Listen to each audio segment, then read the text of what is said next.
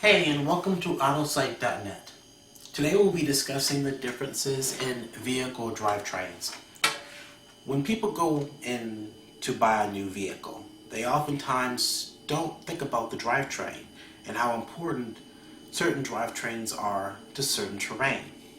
The most common thing people look for in a vehicle is price, safety, the type of vehicle, whether it's a sedan or a wagon, an SUV or a truck.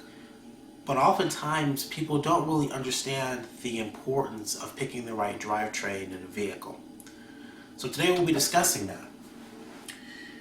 We will start off with a front-wheel drive vehicle. Now, front-wheel drive vehicles are relatively new. They are very popular with import models. Front-wheel drive is the front wheels are pulling the car forward. And with most vehicles nowadays, they are great because most normal cars that are configured the usual way with the engine in the front, that's where all the weight is, in the front of the vehicle. So the drive tires being in the front with all that weight gives the car really great traction in bad weather, whether it is rain or snow.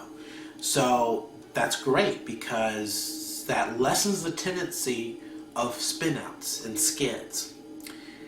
One of the downsides to a front-wheel drive vehicle is the car is doing two things at once. It is trying to steer and make the propulsion for movement using the same tires. The rear tires on a front-wheel drive vehicle are just tag-alongs. They actually do not provide any power. So, in the event of a really bad skid, you lose the ability to steer and you lose the ability to drive. So typically what happens is you have no traction, your tires just spin and you can't turn, so you end up sliding forward. Another downside to a front-wheel drive vehicle is the fact that because all of the components are bunched up in the same location, maintenance is more expensive. Parts are a little bit more expensive, and suspension systems in the front tend to wear out a little faster because of all the weight. It's just compressing all the time. So it does create some problems with that.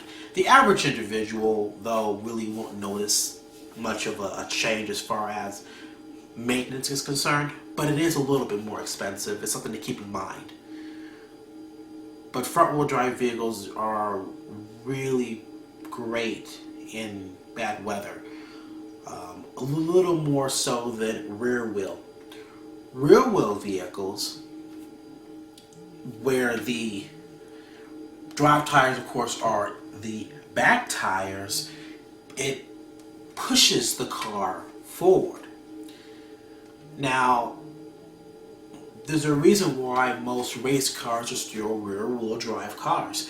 And it's because it separates the responsibilities between the two axles. The front axle will steer the vehicle, while the rear axle propels the vehicle. So it's not trying to do two things at once. In the event that you lose traction, typically you don't lose both. You don't lose both steering and propulsion. It does happen sometimes in the event of a really serious skid, but typically you have one, but you lost the other in the event of a skid.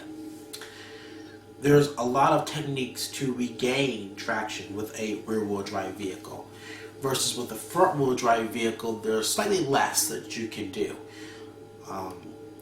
Riding out a skid oftentimes is the only thing that you can do safely with a front-wheel drive vehicle. Now, getting back to rear-wheel drive vehicles don't fare so well in bad weather.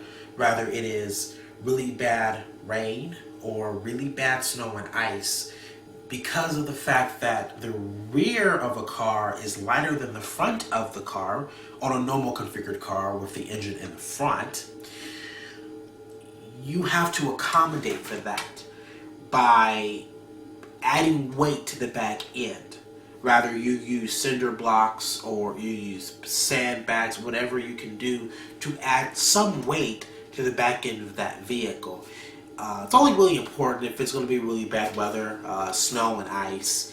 I highly recommend, if you do have a rear-wheel drive vehicle and you are in a snowy environment, that you invest in studded snow tires.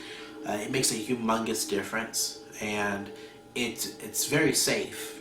It's a great thing to be able to not have to worry as much about skidding or losing control of your vehicle. Now, rear-wheel drive is a favorite among muscle cars.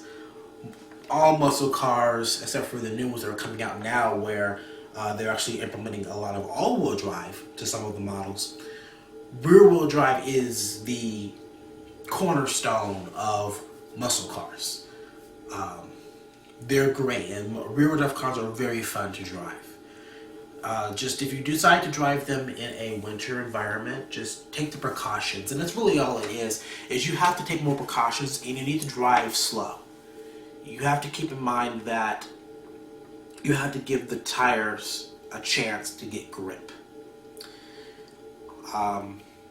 So there's the pros and cons of both front and rear wheel drive platforms.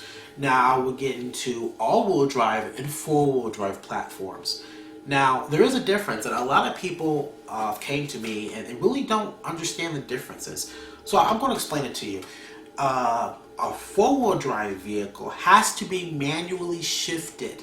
Rather, it's by a button or it is by a lever into four-wheel drive mode. Now, I am aware that a lot of the trucks nowadays do have a auto button for their four-wheel drive system, where you can leave it on auto and then the computer will determine whether or not it needs to be on four-wheel or it can go to two-wheel. So it starts to kind of blur the lines between a four-wheel and an all-wheel, but you have the ability to go manually into two-wheel drive mode if you prefer.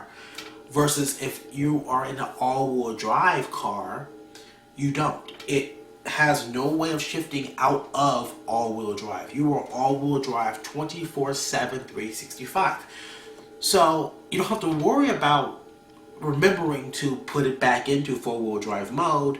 However, you do use a little bit more gas because it is propelling the vehicle with all four tires at all times. So typically your gas mileage does suffer for that. However, a lot of great handling cars, I mean some of the best handling cars to date are all-wheel drive cars.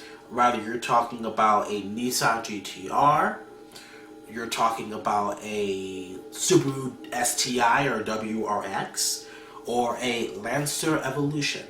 They are all-wheel drive vehicles, and it gives you the ability to not only be able to go through some pretty nasty weather, but your handling is great. It sticks to the road a lot better. It's like tack paper, being able to drive an all-wheel drive car. Especially in the summertime, the tires are already warm. It's a great feeling. It's different than having a rear-wheel drive or a front-wheel drive vehicle. And you can push an all-wheel drive vehicle a little bit more just because of the fact that it does have all four wheels grabbing and propelling you. So, in a nutshell, that's the difference. Again, I'll recap. The front-wheel drive system is great because of the fact that naturally that's where all the weight is. Downside, of course, is going to be repair cost. And in the event of a really bad skid, you could lose both your steering and your propulsion. Rear-wheel drive is great. One of the downsides, of course, is going to be the fact that it doesn't have natural weight in the back where the drive tires are at. So you might have to add weight to the back if you're going through a bad environment. However, for a lot of sports car enthusiasts, it handles way better than a front wheel drive ever will, and it separates the responsibilities between the two axles. So it's not, one axle is not doing all the work. Four-wheel drive is great because of the fact that you can shift from two-wheel into four-wheel at will. Downside is going to be the fact that, yeah, they do cost a little bit more to have a four-wheel drive. If you have it on four-wheel drive mode, it does cost a little bit more in gas. The four-wheel drive system is pretty expensive, and it is heavy, so it adds weight to your vehicle. However, again, you have a lot better propulsion because you can go into four-wheel drive mode and you can propel yourself with all four wheels. Gives you an advantage. All-wheel, again, with the price, is more expensive than if it's front-wheel drive or rear-wheel drive counterparts. However, you have the ability to have all four wheels propel you, and they handle excellent. They're great with handling. So there you have it. There's your differences. Please subscribe and like me when you get the chance, and I look forward to making the next video for you guys. Thank you.